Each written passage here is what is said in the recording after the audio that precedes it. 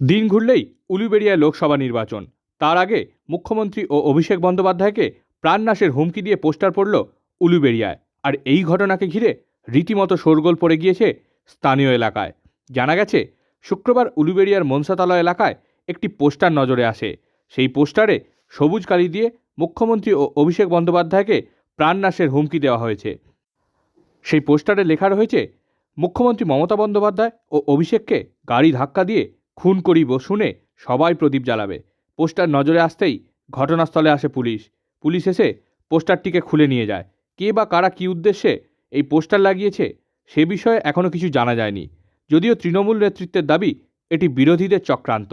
ঠিক আছে, মমতা ব্যানার্জিকে ও অভিষেককে গাড়ি ধাক্কা দিয়ে খুন করবো শুনে সবাই প্রদীপ জ্বালাবে। হ্যাঁ, আমার গোপন চিঠি আছে করে নিচে। এটা কোনো বিরোধিতা দল করবে, টিএমসি পার্টি তো করবে না, টিএমসি কোনো ছেলে করবে না, এটা বিরোধিতা করবে। তা যে লিখেছে তাকে আইনতভাবে নিয়ে গিয়ে আইনত থেকে তাকে বার করুক, ফিরে বার করুক। আমার এটাও বড় বক্তব্য। এটা বিরোধীদের চক্রান্ত ছাড়া অন্য কিছু নয়। এর আগেও একাধিকবার আমাদের নেত্রী মমতা বন্দ্যোপাধ্যায় এবং সেনাপতি অভিষেক বন্দ্যোপাধ্যায়কে খুন করার চেষ্টা করা হয়েছে। এটা একটা ঘৃণ্য চক্রান্ত বিরোধীদের। সর্বোপরি বিজেপির জেলা অফিসের পাশেই এই পোস্টার দিয়েছে। এরপরও কি বুঝতে অসুবিধা হয় যে কারা পোস্টারটা করেছে? ধিক্কার জানাই এবং প্রতিবাদ জানাই এই ধরনের ঘৃণ্য কাজে যে বা যারা যুক্ত আছে তাদের অবিলম্বে শাস্তি চাই। দেখুন, বিজেপির এটা কালচার নয়।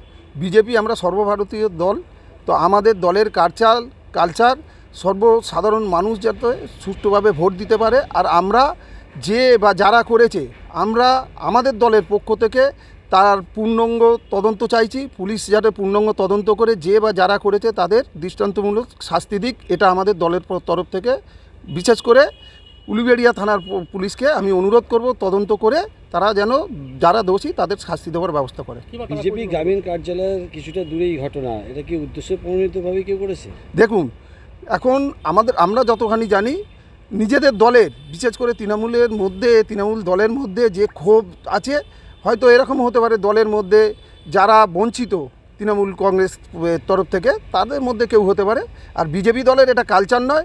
বিজেপি দলের পক্ষ থেকে আমি আবারও দাবি জানাচ্ছি যাতে যারা করেছে তাদের পুলিশ তদন্ত করে দৃষ্টান্তমূলক শাস্তি দিক, এটা আমাদের দাবিও রইল।